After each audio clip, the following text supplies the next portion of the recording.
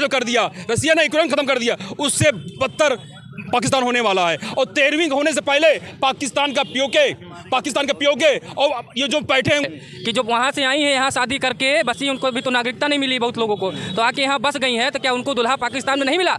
या भारत में आने का मतलब कहीं ना कहीं एक साजिश दिखता है? में घुसकर मारा है, कबर तुम्हारी खोदी है, दिल्ली की गद्दी पे जो बैठा बाप तुम्हारा मोदी है, तो बाप तुम्हारा मोदी है, उत्तर प्रदेश में योगी है। लेकिन ऐसे नेता हैं, बड़े पार्टी के अध्यक्ष भी हैं, लोकसभा में बैठते हैं, उनसे जब पूछा गया सवाल कि भैया शुभेंद्र तिवारी को जानते हैं, तो कहते हैं हमारा तो कोई लेना देना नहीं।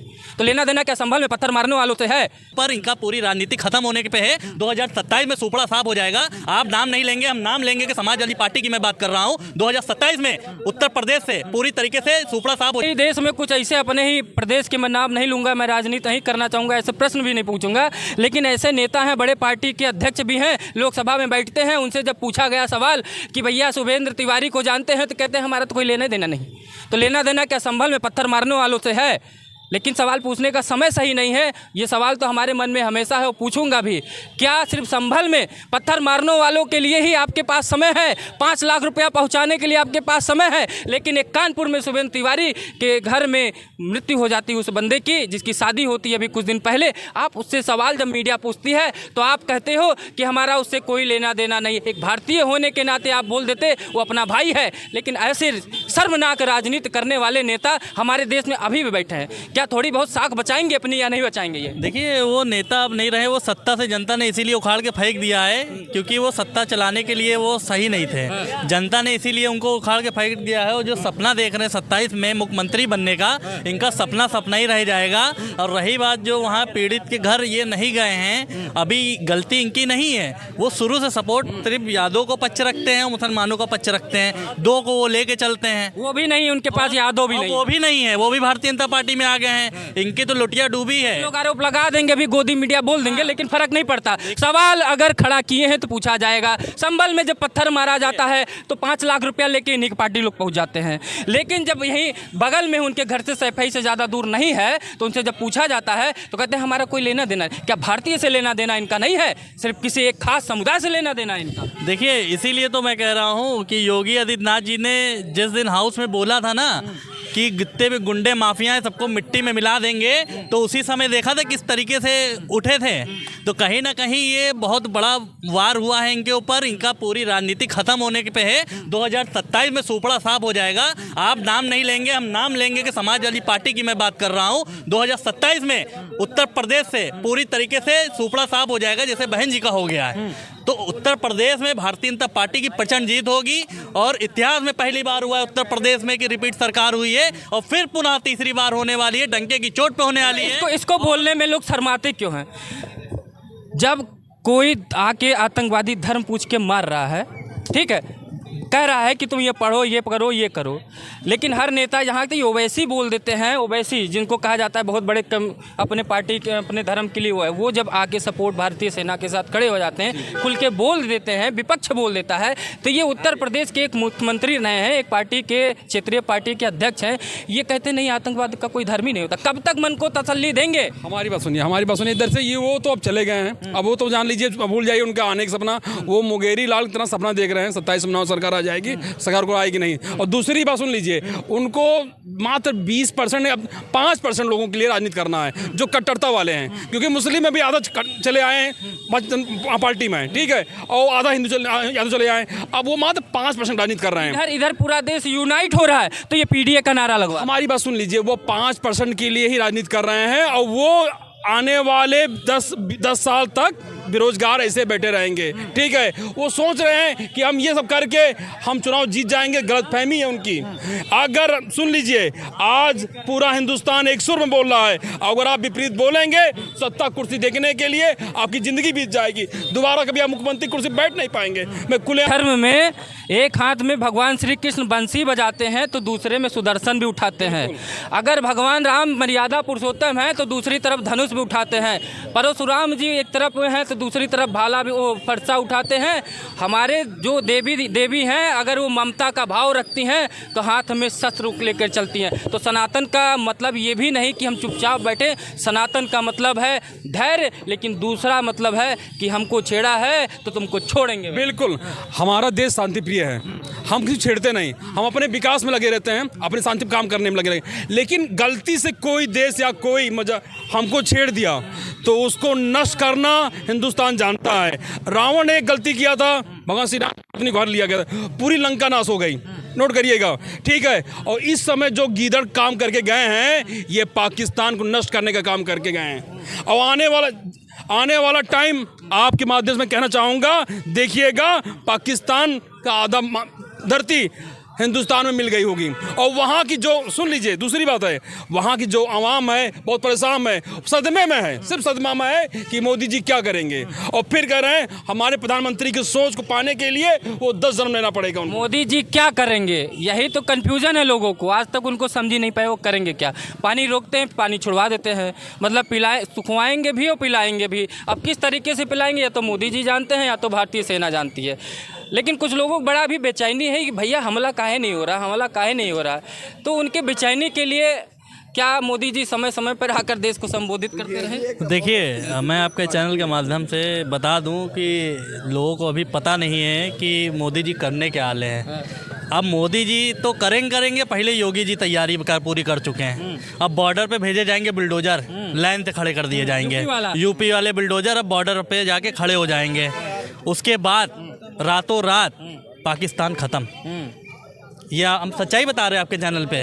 अभी आप लोगों को किसी को नहीं पता है कि अब करने वाले क्या, अभी यही सब सस्पेंस में है। को नहीं समझ पाए तो क्या करने वाले। और अब हम बता रहे हैं ना आपको कि रातों रात बुलडोजर जाके खड़े हो जाएंगे बॉर्डर पे, और पाकिस्तान रातों रात पहले तो थरथरा के नीचे थरथर करेगा, उसके बाद रातों रात पाकिस्तान खत्म।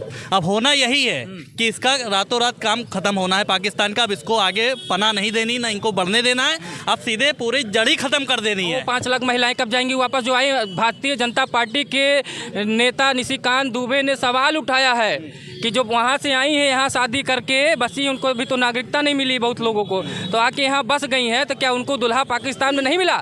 या भारत में आने का मतलब कहीं ना कहीं एक साजिश दिखता है? साजिश नहीं भैया, सुन लीजिए, वहाँ गरीबी, एक तो मांगने वाला देश है। हम आपसे कह रहे हैं ना, मतलब है हिंदुस्तान सबको सम्मान देने वाला देश है। वहाँ की जो लड़कियाँ औरतें आई हैं यहाँ पे, तो ये देखिए यहाँ शांतिप्रिय देश है, यहाँ की सभ्यता को देख के आई हैं। और मैं कहूँ जिसको वीज़ा नहीं मिला वो पाकिस्तान जाए, ये भी जान लीजिए। लेकिन कुछ लोग पाकिस्तान का अगर झंडा कुछ लोग जला रहे हैं, कुछ लोग उसको मुर्दाबाद के नारे लगा रहे हैं, तो हमारे ही देश में कुछ लोग जो है झगड़ा करने पे उतारू हो रहे हैं, भैया पाकिस्तान का झंडा काहे जला रहे हो? उनको वहाँ से प्यार है कि यहाँ से प्यार है? हम फिर कहेंगे पहले तो इन गीदड़ों का कबर बना दें, फिर उसके बाद जो जयचंद बैठे, यहाँ के लोगों जो पहले जो जयचंद बैठे उसके लिए हमारे योगी जी काफ़ी हैं, उसके लिए हमारे योगी जी काफ़ी हैं। उनका वो हाल करेंगे ना, आने वाली उनकी भी नस्लें सिर्फ हिंदुस्तान की जयकारा बोलेंगी।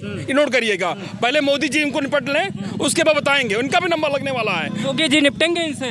बिल्कुल निपटेंगे, बिल्कुल।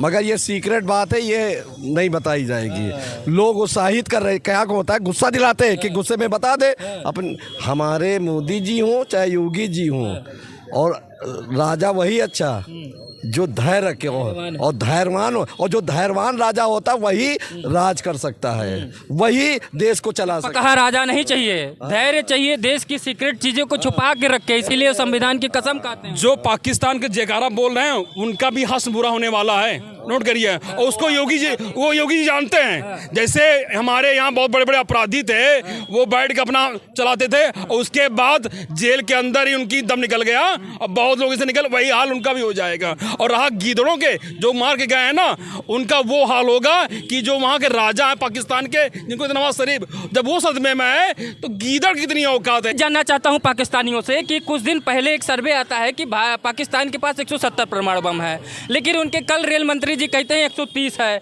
अब युद्ध आते आते ये ना कहने की खत्म हो गया हमारे पास परमाणु। उनके पास 1-2 परमाणु बम रखे हैं, वो फ्रिज में जमा के रखे हैं, फुलझड़ी टाइप का। मतलब सुन लीजिए, सिर्फ वहाँ के जो वहाँ प्रधानमंत्री नवाज शरीफ शरीफ जी हैं वो सदमे में चल रहे हैं कि मोदी जी करने क्या है, मतलब है वो तो अमेरिका से बात कर रहे हैं कि पूछिए क्या करने वाले हैं, वो रसिया से बात करने, लेकिन वो नहीं जान रहे कि मोदी क्या करने वाले हैं। मोदी वो काम करेंगे जो पाकिस्तान अपने कभी सोचा ही नहीं होगा। मोदी के बारे में तो उनके पार्टी के लोग नहीं जान पाते अगला मुख्यमंत्री कौन बनेगा यहाँ, तो मोदी के बारे में यहाँ हमारे विपक्ष नहीं जान पाते हैं। सुनिए, वो तो पाकिस्तान बहुत दूर की बात है। सबसे बड़ी क्वालिटी यही हमारे देश के प्रधानमंत्री की जो कहते हैं वो करते नहीं, और जो करते वो बताते नहीं है। हाँ, और अगर बता देंगे तो सीक्रेट बात खत्म। इसीलिए तो मोदी ब्रांड है, इसीलिए मोदी जी का सारे देश में डंका बज रहा है। हम ये कह रहे हैं जितना उनके पास ये परमाणु बम है उससे कहीं ज़्यादा हजारों में हमारे यहाँ फुलझड़ियाँ लोग दागते हैं दिवाली में, और उससे ज़्यादा तो कहीं देख तो आग लग जाती है, तो उससे ज़्यादा तो फर्जी तरीके से ज़्यादा तो भारत पाकिस्तान के मैच में दगा देते हैं। हाँ, उससे ज़्यादा तो मैच जब यहाँ मैच होता है इंडिया पाकिस्तान का मैच हो उससे ज़्यादा लगा देते हैं। तो परमाणु बम की धमकी मत दीजिए मुझे, और हम लोग जो है इस बार आपका सफाया करेंगे बिल्कुल। बस ये है कि मोदी जी चाहते हैं कि वहाँ के निर्दोष लोग जो कायराना हरकत उन्होंने किया है वो हरकत हम नहीं करना चाहते कि किसी निर्दोष की जान जाए, क्योंकि हम लोग और जो लोग कहते हैं कि मोदी जी रैली कर दिए हैं, शेर जब भी आता दहाड़ के आता है, वो दहाड़ के ललकारता है, वो चोरी में बैठ के ऑफिस में मीटिंग नहीं करता है। मोदी जी हमारे बब्बर शेर है, वो रैली में कह दिए हैं कि पाकिस्तान को इसके लिए वो कल्पना भी नहीं किया होगा, वो सजा मिलेगी। अब नोट कर लीजिए, जैसे इजराइल ने गाजो कर दिया, रसिया ने यूक्रेन खत्म कर दिया, उससे बदतर पाकिस्तान होने वाला है। और 13वीं होने से पहले पाकिस्तान का पियोगे और ये जो बैठे होंगे अब्बा जान, ये नष्ट हो जाएंगे। ये पानी तो नहीं छोड़ दिए पियोगे? नहीं, देखिए हमने कहा ना हमारे देश के जो प्रधानमंत्री हैं बहुत सुध-बुध वाले हैं और उनको उत्साहित कर रहे हैं। जो उत्साहित उबाल मार देता वो फिर देश नहीं चला सकता है। हमारे मोदी जी उत्साहित नहीं होते, वो बहुत धैर्य से काम कर रहे हैं। अच्छा चाहते तो वो अटैक कर रहे, अटैक इसलिए नहीं कर रहे कोई चीज़ को क्योंकि वहाँ की जो जनता है वह हमारे समर्थन में है। कश्मीर हमारे उसमें है और वहाँ का जो मोंडन भाई हो या जितने लोग हैं वो हमारे यहाँ भारत के समर्थन में है। और उन्होंने देखिए आपके इतिहास है, देश का मुखिया जो होता है वो धैर्यवान हो तभी देश सही चल सकता है। क्या लग रहा है मोदी जी धैर्य? देखिए, मोदी जी एक ऐसे व्यक्ति हैं जो तत्काल निर्णय लेने वाले हैं और बहुत ही बड़ा एक्शन होने वाला है। पाकिस्तान की उसकी ये तो परेशान है कौन सा होगा। पाकिस्तान की उसकी औकात पता लग जाएगी। उनकी साथ पुश्ते नहीं सोची होगा कि इनके ऊपर क्या सा हमला होने वाला है। पुश्त बचेगी कि नहीं? सर्जिकल स्ट्राइक किया, उसी पे 4 लाइन आपके चैनल के माध्यम से पाकिस्तानों को औकात याद दिला दें। घर में घुसकर मारा है, कब्र तुम्हारी खोदी है, दिल्ली की गद्दी पे जो बैठा बाप तुम्हारा मोदी है। तो बाप तुम्हारा मोदी है, उत्तर प्रदेश में योगी है। तो कहीं ना कहीं बहुत बड़ा एक्शन होने वाला है। और रही बात परमाणु की बम की बात कर रहे हैं, वो परमाणु बम को नहीं, आलू नहीं होता पहाड़ी आलू, उसको वो बता रहे हैं कि परमाणु बम रखा हुआ है हमारे। 140 करोड़ लोग भारत में रहते हैं, अगर एक एक छुछुड़िया लेके पहुंच जाएंगे बॉर्डर पे ना तो पाकिस्तान खत्म हो जाएगा। तो अणु और परमाणु बात ही छोड़ दें। सबसे पहले मैं बता दूं कि माननीय प्रधानमंत्री जी ने पानी सिर्फ बंद किया है। पहले इनको सुखा के मारेंगे, फिर इनको बाद में भिगो के मारेंगे। तो ये दिख गया, खत्म हो जाएगा। दिख गया। हम लोग का ना कुछ बम लगना है ना कोई परमाणु लगना है, ये नंगे भुक्के ऐसे ही मर जाएंगे।